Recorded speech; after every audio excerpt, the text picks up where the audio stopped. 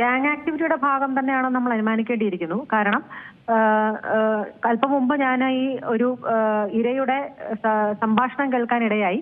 അപ്പോൾ ഈ കൃത്യം നടന്നുകൊണ്ടിരിക്കുമ്പോൾ അവര് മറ്റു ആരോടൊക്കെയോ ഫോണിൽ നിന്നും ഇൻസ്ട്രക്ഷൻ സ്വീകരിക്കുകയും അഭിപ്രായങ്ങൾ സ്വീകരിക്കുകയും അതനുസരിച്ച് അവരുമായിട്ട് ചർച്ച ചെയ്യുകയും ഒക്കെ ടെലിഫോണിലൂടെ അവർ ചെയ്യുന്നുണ്ടായിരുന്നു ഈ കൃത്യം നടന്നിരിക്കുമ്പോൾ തന്നെ. അത് തന്നെയല്ല, ഇത് തീർച്ചയായിട്ടും ഒരു സോഷ്യൽ എഞ്ചിനീയറിംഗ് അറ്റാക്കിന്റെ ഒരു ഭാഗമായിട്ടാണ് ഈ കൃത്യങ്ങളെല്ലാം നടന്നതെന്നും കൂടെ നമ്മൾ അനുമാനിക്കേണ്ടിയിരിക്കുന്നു. കാരണം അതിൻ്റെതായിട്ടുള്ള എല്ലാ ലക്ഷണങ്ങളും ഇതിനുണ്ട്. ഇരയെക്കുറിച്ച് കാര്യമായിട്ട് പഠിക്കുക, ഇരയെ തിരഞ്ഞെടുക്കുന്നതിന് മുമ്പേ അവരെക്കുറിച്ച് കാര്യമായിട്ട് അവരുടെ രീതികളും അവരുടെ കോണ്ടാക്ട്സും അവരുടെ സപ്പോർട്ട് സിസ്റ്റവും ഇതൊക്കെയും പഠിച്ചെടുത്തിട്ട് അതനുസരിച്ച് ഏത് തരത്തിൽ മുന്നോട്ട് പോകണമെന്ന് തീരുമാനിക്കുക. അതുകൊണ്ടൊക്കെ തന്നെയാണ് ഇത്രയും ഒരു അതിക്രൂരമായിട്ടുള്ള ഒരു പീഡനം നടത്താനും ഇടയായത്. കാരണം ഇത്രയും ഒരു മാനസിക ശാരീരിക ലൈംഗിക പീഡനം വരുമ്പോൾ പോലീസിനോട് പറയാനോ അല്ലെങ്കിൽ നിയമ സംവിധാനത്തിന്റെ സഹായം തേടാനോ ഒക്കെയും അവർ മടിക്കും. ആ ഭയം കാരണം ഇത്തരം ഒരു ഹെൽപ്പ് സീക്കിംഗ് മെഷേഴ്സിൽ നിന്നും അവരെ പിന്തിരിപ്പിക്കാൻ ഈ ഭയം ഇടയാക്കും എന്നുള്ള ഒരു ഉറച്ച ധാരണയിലാണ് ഇത്രയധികം ക്രൂര പീഡനങ്ങൾ ചെയ്യാനായിട്ട് അവർ മുതിർന്നത് തന്നെ എന്ന് നമുക്ക് അനുമാനിക്കാം. മാത്രമല്ല, ഒരു ആഭിചാരത്തിന്റെ അല്ലെങ്കിൽ മന്ത്രവാദം അല്ലെങ്കിൽ ഇത്തരം അനാചാരങ്ങൾ ഇത്തരത്തിന്റെ ഒരു ആംബിയൻസും അവർ സൃഷ്ടിച്ചിട്ടുണ്ട്.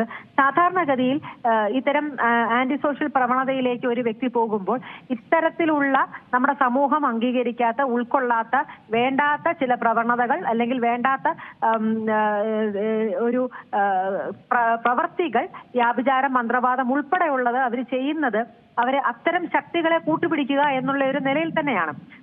ആ ശക്തികളെ കൂട്ടുപിടിക്കുമ്പോൾ അത് എത്രമാത്രം ശാസ്ത്രീയമായിട്ട് തെളിയിക്കപ്പെട്ടിട്ടുണ്ടെന്നുള്ളത് പിന്നത്തെ വിഷയമാണ്. പക്ഷെ ഇങ്ങനെയുള്ളവർക്ക് അത് അമിതമായിട്ടുള്ള ഒരു ആത്മവിശ്വാസത്തെ നൽകുന്നു. അമിതമായിട്ട് അവരുടെ ഉത്കണ്ഠ ഇത്തരം പ്രവർത്തികൾ ചെയ്യുന്നതിനും ഉത്കണ്ഠ കുറയാൻ അത് ഒരു സാഹചര്യം ഒരുക്കുന്നു. അപ്പൊ ആ ഒരു ആത്മവിശ്വാസം നേടിയെടുക്കുന്നതിന് വേണ്ടിയിട്ടും അവർ ഇത്തരം വേണ്ടാത്ത കർമ്മങ്ങളും ക്രിയകളുടെയൊക്കെ പുറകെ പോയി ആ ഒരു ആംബിയൻസ് സൃഷ്ടിച്ച്, അത് തന്നെയല്ല ഈ ഒരു സാഹചര്യം വരുമ്പോൾ അവർക്ക് തന്നെ അവരുടെ ഒരു മനോനിലയിൽ മാറ്റങ്ങൾ വരാനുള്ള സാധ്യതകളുമുണ്ട്. അതായത് തനിക്ക് എന്തോ ദൈവികമായിട്ടുള്ള ഒരു ശക്തിയുണ്ട്. ഈ ഒരു പണം തട്ടാനുള്ള ശ്രമങ്ങൾക്ക് പുറമെ ആഭിചാര പ്രവർത്തനങ്ങൾക്കും ആ വീട്ടിൽ നടക്കുന്നുണ്ടെന്നാണ് ഈ മർദ്ദനമേറ്റ യുവാക്കളൊക്കെ പറയുന്നത്.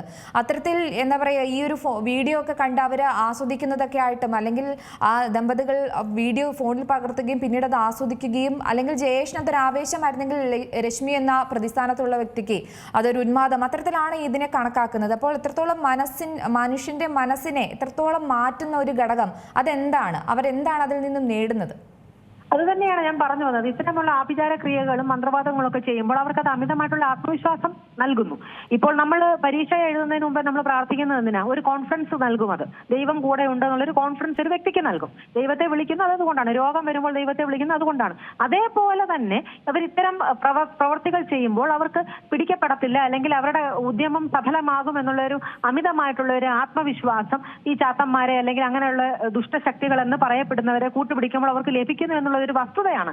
അതുകൊണ്ട് തന്നെ ഇങ്ങനത്തെ ആളുകൾ സ്ഥിരം ഇത്തരത്തിൽ കർമ്മം ചെയ്യുന്നവരെ ആശ്രയിക്കാറുമുണ്ട്. അതെനിക്ക് എന്റെ അടുത്ത് തന്നെ വരുന്നവരുടെ ചില തുറന്ന പറച്ചിലുകളിൽ നിന്നും എനിക്ക് വ്യക്തമായിട്ടുള്ള ഒരു കാര്യവും കൂടിയാണ്. അത് തന്നെയല്ല, ഈ ഒരു സാഹചര്യത്തിലൂടെ പോകുമ്പോൾ അവർക്കൊരു മൈക്രോ സൈക്കോട്ടിക് ബ്രീഫ് എപ്പിസോഡ്സ് ഒക്കെ വരാനുള്ള ഒരു സാധ്യതയുണ്ട്. അതായത് തനിക്ക് എന്തോ ദൈവികമായിട്ടുള്ള ശക്തിയുണ്ട്, അല്ലെങ്കിൽ ഇത്തരത്തിലുള്ള ശക്തിയുണ്ട്, അമാനുഷികമായിട്ടുള്ള ശക്തിയുണ്ട്, ഒരു ഗ്രാൻഡിയോസ് എലമെന്റ് അവരുടെ മനസ്സിലേക്ക് കടന്നു വരാനുള്ള ഒരു സാധ്യതയുണ്ട്.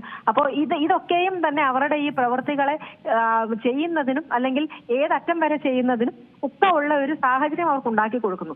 അത് തന്നെയല്ല, ഇവർക്ക് ഇതിനെക്കുറിച്ചൊരു കുറ്റബോധമോ അല്ലെങ്കിൽ ഇത് ക്രൂരമായിട്ടുള്ള ഒരു പീഡനമാണെന്നുള്ള ഒരു തിരിച്ചറിവോ ഒന്നുമില്ലാതെ അവർക്കത് കൃത്യം നിർവഹിക്കുന്നതിനും അത് ഒരു ധൈര്യത്തെ കൊടുക്കുന്നു. അല്ലെങ്കിൽ അവരുടെ തലച്ചോറ് തീർച്ചയായിട്ടും അങ്ങനെ തന്നെയാണ് എന്ന് നമുക്കത് പറയാനായിട്ട് പറ്റും. ഒരു വ്യക്തി ഇപ്പോൾ ആ ഇര തന്നെ പറയുന്നുണ്ട്, ഒരുമിച്ച് അവർ ഓഫീസിൽ വർക്ക് ചെയ്തപ്പോഴൊന്നും ഈ ഒരു സാഹചര്യം, ഈ ഒരു മുഖമോ താൻ കണ്ടിരുന്നില്ല എന്ന് വളരെ കൃത്യമായിട്ട് ആ ഇര സംസാരിച്ചത് നമ്മളിന്ന് കേട്ടതാണ് കാലത്ത്. ഏറ്റവും പുതിയ വാർത്തകളും വിശേഷങ്ങളും വിരൽ തുമ്പിലറിയാൻ സീ മലയാളം ന്യൂസ് എല്ലാ ഡിജിറ്റൽ പ്ലാറ്റ്ഫോമുകളിലും ലഭ്യം.